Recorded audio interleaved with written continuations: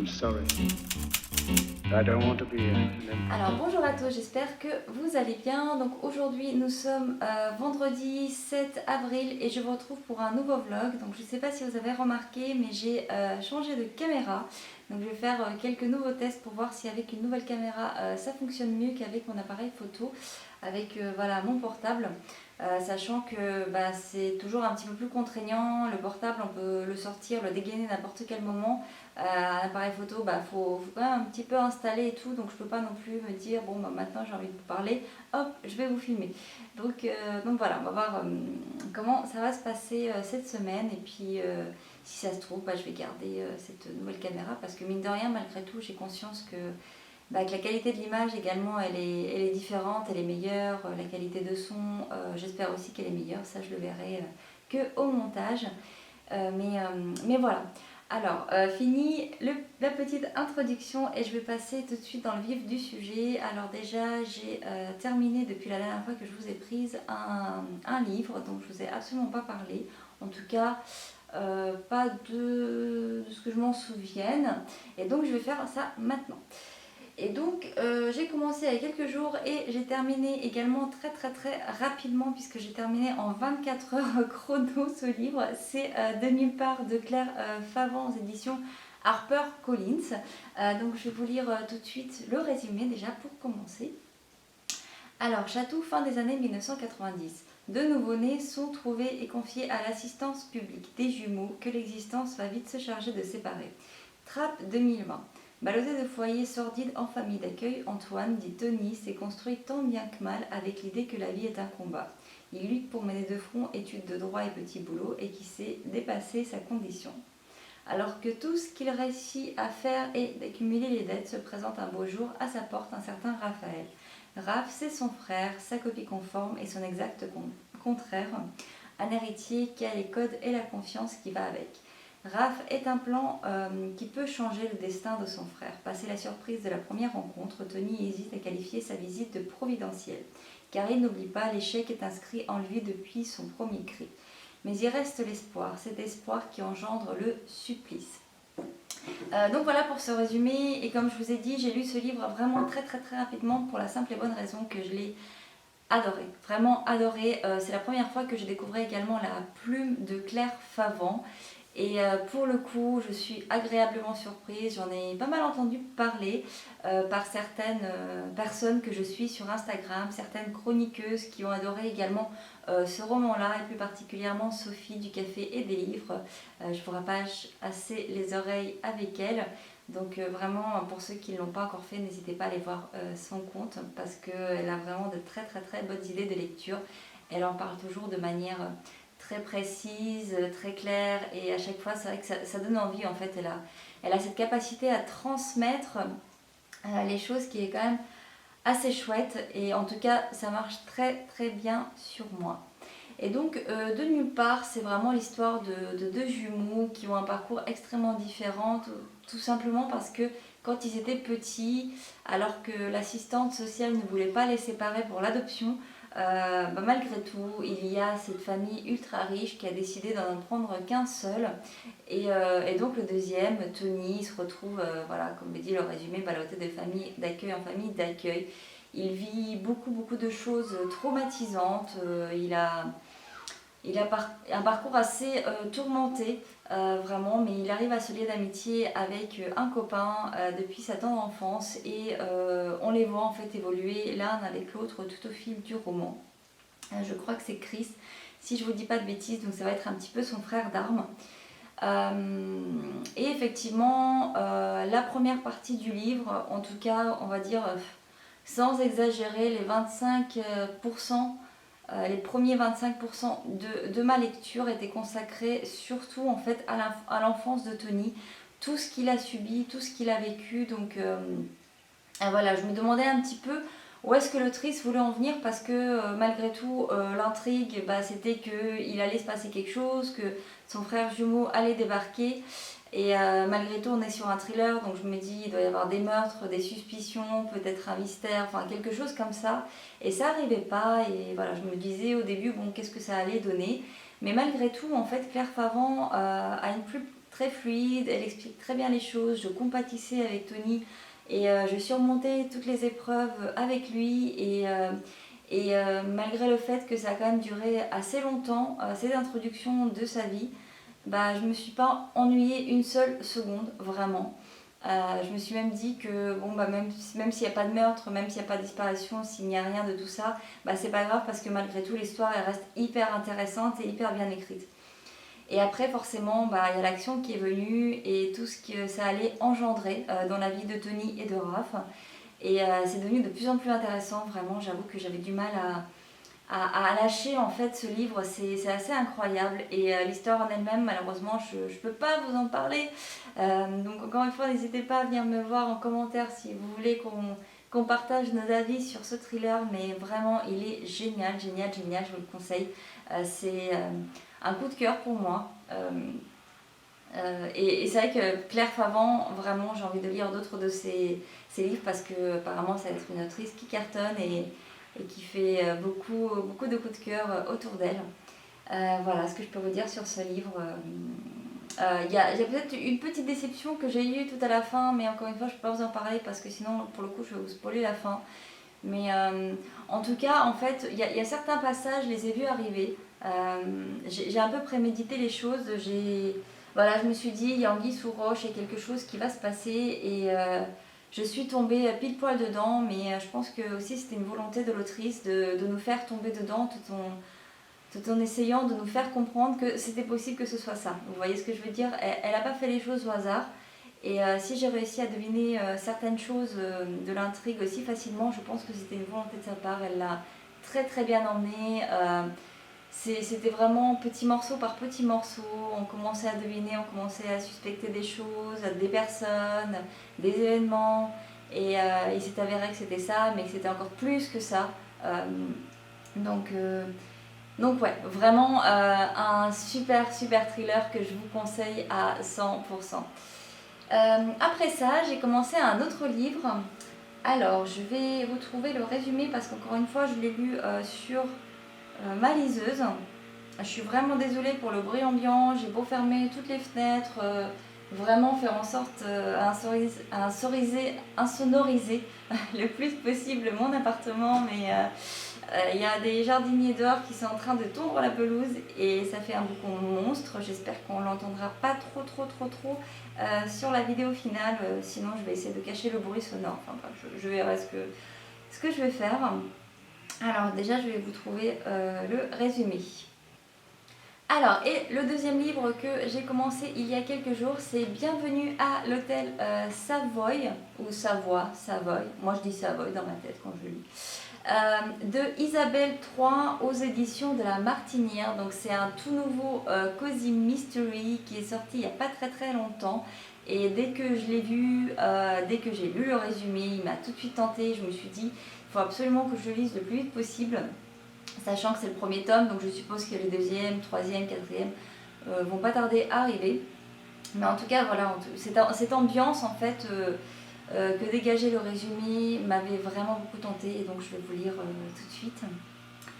Alors, dans le décor élégant de l'Angleterre de Swimming Sixties, l'hôtel Savoy est à son apogée, accueillant les familles les plus fortunées, les personnalités les plus célèbres, les aristocrates les plus décadents, dans son monde de perfection raffinée. On y croise les amants chamailleurs Elizabeth Taylor et Richard Burton, des membres de la famille royale qui folâtrent dans les couloirs quand un cadavre est retrouvé dans la très élégante suite 705. Un meurtre au Savoy shocking. Qui a pu commettre un acte de si mauvais goût? Les soupçons se portent sur Priscilla Tempest, l'attachée de presse du Savoy, qui peine à se remettre de ses excès de champagne de la veille. Aussi ravissante que vive et espiègle, elle est aussi un sérieux don pour s'attirer des ennuis. Bienvenue à l'hôtel Savoy est un mélange subtil et savoureux de suspense et d'humour, de nostalgie et de modernité, aussi pétillant qu'une coupe de champagne. Un mot sur les auteurs. Bon bah voilà. Après c'est la fin. Mais voilà, donc ce résumé vraiment il m'a donné beaucoup envie. Déjà ce mood des 60s, un hôtel. J'adore les enquêtes qui se passent dans les hôtels et en plus un cozy crime dans un hôtel. Pour le coup, il y a tout pour me faire plaire. Et donc voilà, je me suis lancée tête baissée dans cette lecture très rapidement, vraiment pour vous en parler très rapidement, vous donner mon avis assez rapidement après sa parution. Et là je suis à peu près à 75%, je crois qu'il me reste sur ma liseuse une soixantaine de pages, donc je suis pas loin d'avoir terminé. Pour le coup, alors au début, j'ai eu un petit peu de mal à me mettre dedans parce que il faut s'habituer malgré tout à l'ambiance, à la plume de l'auteur. Voilà, c'est un petit peu différent.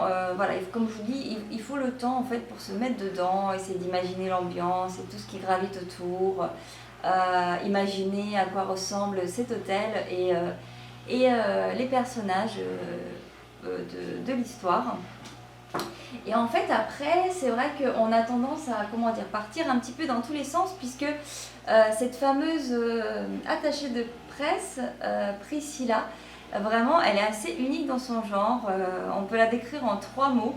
Elle boit beaucoup de champagne, elle est canadienne, elle porte des mini-jupes, bon d'accord ça fait 4 mots, elle adore les beaux hommes.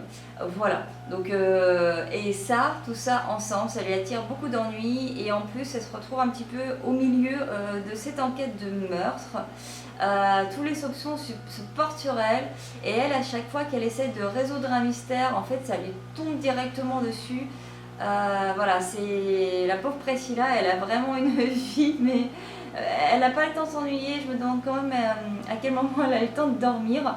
Et ça se barre un petit peu dans tous les sens. Et je crois que c'est ça que j'aime le plus en fait dans ce cozy mystery là, plus que l'ambiance de cet hôtel luxueux.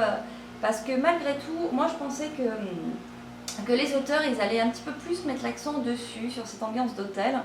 Je m'attendais un petit peu au Cozy Mystery que j'avais lu, que j'ai adoré, c'était La femme de chambre. Je ne sais pas si vous vous souvenez, La femme de chambre, mais voilà, moi je m'attendais un peu à cette ambiance-là, les dessous de l'hôtel luxueux, avec ces personnages excentriques, mais en fait on sort vite de ce cadre-là. L'hôtel Savoy, il reste quand même présent, mais on sort vite du cadre. Et j'aime ce cozy mystery, j'adore ma lecture, mais malgré tout, j'ai eu 2-3 petites réticences qui a fait que j'avais un petit peu ralenti la cadence de ma lecture, mais après je suis encore pas du tout à la fin. Donc tout reste à faire et de toute façon la prochaine fois je vous donnerai mon avis final puisque je compte le terminer aujourd'hui. Voilà, bah écoutez, je pense que j'ai pas mal parlé pour aujourd'hui. Sinon, je vous retrouve, je pense, dimanche pour clôturer ce vlog. Voilà, et puis je vous souhaite une très belle soirée, de très belles lectures, et je vous dis à très vite. Bisous. Bonjour à tous, nous sommes dimanche 9 avril et je vous retrouve aujourd'hui pour faire un petit update lecture et puis pour également clôturer ce vlog.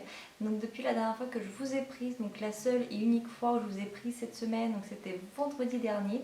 Voilà, j'ai eu le temps de terminer 2 livres, donc je vais vous en parler aujourd'hui. Alors tout d'abord, j'ai terminé Bienvenue à l'hôtel Savoy, ou Savoie. Voilà, on ne sait toujours pas comment ça se prononce. Voilà, je l'ai terminé et je me souviens à peu près de ce que je vous avais déjà raconté dessus la dernière fois, donc je ne vais pas revenir dessus, mais je voudrais juste rajouter quelques petites choses maintenant que je connais la fin. Et effectivement, maintenant que je connais la fin, je sais déjà que ça va pas du tout être un coup de cœur pour moi, que ça ne l'a pas du tout été. C'est vrai que j'avais placé beaucoup d'espoir dans ce cozy mystery. Voilà, comme je vous disais, j'ai beaucoup aimé l'ambiance, ça m'a beaucoup parlé quand j'ai lu le résumé. Voilà, j'adore en plus les histoires d'hôtels, ce genre de choses. Et c'est vrai que maintenant que je l'ai lu, je me dis c'est dommage en fait parce que moi j'ai pas accroché. J'ai adoré quand même des choses, c'est pas une lecture décevante pour moi, mais on va dire que j'y avais placé tellement d'espoir que pour le coup, oui, je suis un petit peu déçue par certains aspects en fait de cette histoire et de l'enquête et également des personnages et puis aussi de l'hôtel en lui-même en fait. Voilà, comme je vous disais, effectivement, j'avais cette idée du cozy mystery d'un hôtel années 70, un petit peu comme à La femme de chambre de Nita Prose. Et puis finalement, il n'en est rien, c'est autre chose. c'est quelque chose d'encore différent, hein, j'ai envie de dire tant mieux, hein, on n'a pas envie de relire le même livre, on a envie de relire quelque chose de différent. Mais voilà, je sais pas, il y a des choses comme ça qui m'ont pas forcément plu. Je pense que c'est surtout le fait peut-être que ça se barre un petit peu dans tous les sens. Déjà, j'avais pas forcément tout compris, tout bien compris. Et puis également les personnages. J'ai trouvé que les personnages étaient un petit peu trop clichés peut-être, en fait, surtout pour les employés de l'hôtel, un petit peu trop clichés. Et puis également pour les grandes personnalités telles que les clients en fait, de l'hôtel. On a également Elizabeth Taylor qui est dedans. Mais voilà, en fait, c'est assez cliché en fait. Et ils sont ce qu'on attend d'eux en fait. Voilà, bon, je dis beaucoup de en fait aujourd'hui, je suis vraiment désolée. Mais je sais pas comment m'expliquer autrement, mais voilà, ils sont ce qu'ils doivent être et on n'a pas de surprise. Après, il y a quand même des passages très comiques que j'ai adorés, hein. Je me suis surprise à plusieurs reprises de sourire. Mais à part ça, vraiment, ouais, pas une lecture complètement dingue. Mais c'est pas grave puisque je me suis très très très bien rattrapée sur ma prochaine lecture dont je vais vous parler aujourd'hui. Alors, et donc hier matin, j'ai commencé un nouveau livre que j'attendais avec grande impatience. Je voulais le lire depuis très longtemps. Et d'ailleurs, je voulais le lire depuis que j'avais lu La vie invisible d'Adi Larue de la même autrice. Et donc c'est Victoria Schwab avec Galante aux éditions Lumen. Donc ça c'est un exemplaire que j'ai emprunté dans ma librairie. J'avais commencé à lire sur liseuse et puis finalement je me suis dit que ce serait tout aussi bien d'emprunter un livre et puis le lire le format papier. C'est toujours plus plaisant, surtout pour ce genre de beaux formats, de beaux brochets, avec cette belle couverture. Vraiment, à chaque fois que je regarde cette couverture, je suis complètement émerveillée. Et en plus, maintenant que je connais l'histoire, la couverture, elle me parle d'autant plus. Alors déjà, pour commencer, et ceux qui ne connaissent absolument pas ce livre, je vais vous lire le résumé. Toute petite, Olivia Prior a été déposée sur les marches de l'orphelinat où elle vit désormais. Incapable de parler, elle n'en sait pas moins se faire respecter des autres pensionnaires. De sa mère, il ne lui reste qu'un journal intime relié de cuir, plein de dessins étranges et marqué par la folie, dont les derniers mots sont « Tu seras à l'abri tant que tu ne t'approcheras pas de Galante ». Mais la jeune fille ne rêve que d'une chose, avoir un jour une famille. Alors quand elle apprend que son oncle l'a enfin retrouvée et l'invite à venir vivre dans le domaine familial de Galante, Olivia n'hésite pas une seule seconde. Sur place, elle ne trouve que 2 domestiques et un cousin, Matthew, qui de toute évidence ne veut pas d'elle. Elle découvre surtout que son oncle est mort et enterré depuis plusieurs mois déjà. Elle remarque enfin que tous les habitants du manoir semblent éviter comme la peste le mur qui s'élève derrière la propriété, au milieu d'une nature luxuriante. Quel mal se dresse là, au fond de ce jardin niché au bout du monde? Qu'est-ce qu'il est vraiment arrivé à la mère d'Olivia toutes ces années plus tôt? Voilà pour ce résumé. Et c'est vrai que je sais même pas comment vous parler en fait de ce livre tellement il m'a marqué. C'est poétique, c'est gothique, c'est sombre, c'est une histoire obscure. Dedans, il y a des fantômes, il y a des présences, il y a le mal, il y a la mort. Il y a un monde parallèle qui est régné par la mort. Il y a beaucoup de choses, il y a beaucoup de mystères, des secrets de famille. Voilà, c'est pas un livre qui va parler d'amour, il n'y a pas d'histoire d'amour comme vous pouvez le retrouver avec Adi Larue. Non, là c'est tout autre chose. C'est vrai qu'on s'attend à une petite histoire d'amour, mais il n'en est rien. Après, il y a quand même une histoire d'amour voilà, que l'autrice voilà, va quand même venir insérer en fait dans ce roman-ci. Et c'est une très belle histoire d'amour, très sombre, très à la Roméo et Juliette. Et vraiment, j'ai adoré. Et enfin, je sais même pas comment vous en parler, ça a été un vrai coup de cœur pour moi, un vrai coup de foudre. Et c'est le deuxième livre que je lis de l'autrice, et c'est le deuxième livre qui se retrouve en top 3 de mes livres préférés de l'année. Et vraiment, quand j'ai commencé à lire Galante, j'en attendais pas moins. Et je vais pas dire que je suis surprise parce que je m'attendais à être profondément émue. Et c'est le cas. Et donc vraiment, je suis conquise à 200% par cette autrice-là. J'aimerais bien en lire d'autres d'elle à l'occasion. Il y a surtout, je crois qu'il y a la saga Shades of Magic qui est quand même assez connue d'elle. Et puis il y a également Songs of... je sais plus, bref, je vais me renseigner un petit peu sur les prochaines lectures de l'autrice que j'aimerais bien découvrir. Mais en attendant, celui-ci, vraiment, c'est juste assez remarquable en fait, c'est incroyable. La plume déjà de l'autrice, on va parler un petit peu de sa plume. C'est concis, c'est précis, c'est poétique. Elle sait choisir ses mots avec soin. Ses phrases, elles ont toujours un sens. Elle va pas dire les choses de but en blanc, elle va nous laisser deviner, elle va nous laisser croire, elle va amener les choses petit à petit avec une telle délicatesse. Et les personnages à chaque fois, ils sont très vrais en fait, on les imagine parfaitement, la manière dont elle les décrit, leur personnalité, la manière dont ils parlent, dont ils communiquent, leurs émotions, tout est très bien retranscrit à chaque fois, encore une fois, que ce soit dans Addie Larue ou dans Galante, c'est exactement la même chose.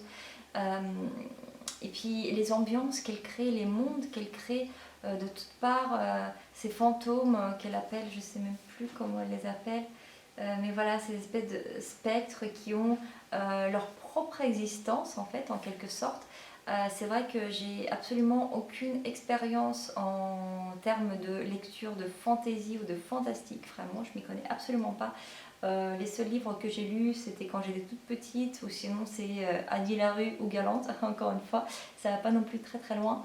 Mais voilà, en tout cas, je suis à chaque fois complètement émue en fait par ce monde qu'elle réussit à créer, ces personnages qu'elle réussit à créer, ces petits spectres auxquels je me suis vraiment beaucoup attachée.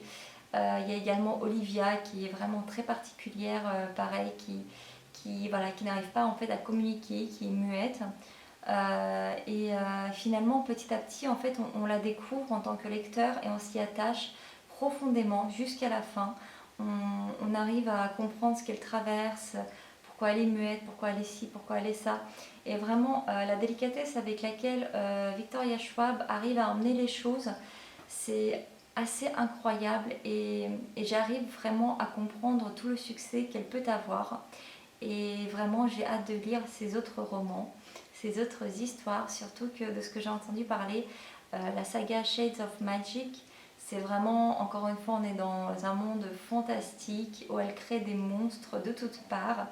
Et déjà avec les monstres qu'elle a créés dans celui-ci, je me dis, waouh, mais qu'est-ce qu'elle peut encore imaginer d'autre? Et vraiment, j'ai très hâte de découvrir. Donc voilà, c'est un vrai coup de cœur pour moi, c'est bouleversant, c'est une magnifique lecture que je recommande à tout le monde, même si vous n'aimez pas forcément le fantasy, c'est pas grave parce qu'il n'y a pas que ça dedans, il y a beaucoup de choses dedans et c'est toute la beauté en fait de ce livre là. Donc voilà, et puis regardez, c'est juste magnifique. En plus, si on parle vraiment de l'objet lui-même, je ne sais pas si vous allez voir, mais la couverture, vraiment, elle scintille. Sachant que j'ai repéré déjà plusieurs éditions différentes en fait de ce livre-là que j'ai trop envie d'acheter et je pense que je vais craquer sur une d'entre elles, surtout en hardback. Vous avez voilà, en hardback avec, vous savez, la tranche des pages dessinées. Je sais pas, je pense qu'il y a un terme pour désigner ce genre de livre, mais je ne le connais pas encore, hein, c'est pas grave. Mais voilà, enfin bref, une magnifique édition que je pense que je vais m'acheter bientôt, bientôt.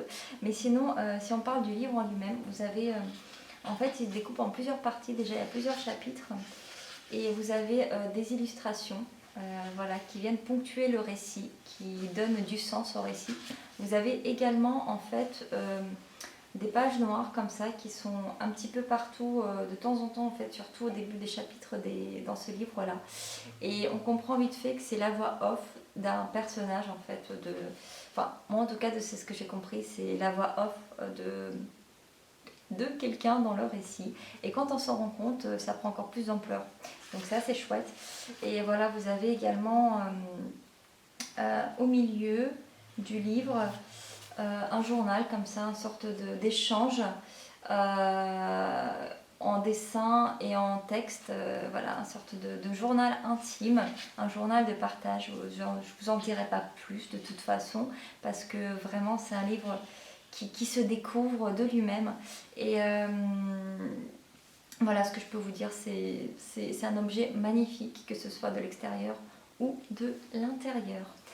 Eh bien, écoutez, je pense que j'ai déjà assez parlé de Galante parce que vraiment, j'ai peur d'en dire trop, mais en tout cas, j'espère que je vous ai donné en fait envie de le lire parce que vraiment, c'est un livre magnifique pour ceux qui l'ont lu et ceux qui ont eu également un coup de foudre pour cette histoire-là, pour Olivia et tous les autres personnages, pour cet univers de Galante. Je pense que vous savez de quoi je parle et pour les autres, vraiment, je vous invite à le découvrir rapidement parce que je pense vraiment pas que vous serez déçus. Voilà, bah écoutez, je pense que j'ai fini pour aujourd'hui. Je vais clôturer ce vlog, je vais faire le montage et puis je vais vous le poster comme d'habitude dimanche soir. Et comme demain je ne travaille pas puisqu'on sera lundi de Pâques, je vais pouvoir également commencer au bon et due forme un nouveau vlog pour vous. Voilà, bah écoutez, je pense que c'est tout. Je vous souhaite à tous de très très belles fêtes, très joyeuses Pâques, de très belles découvertes livresques et une très belle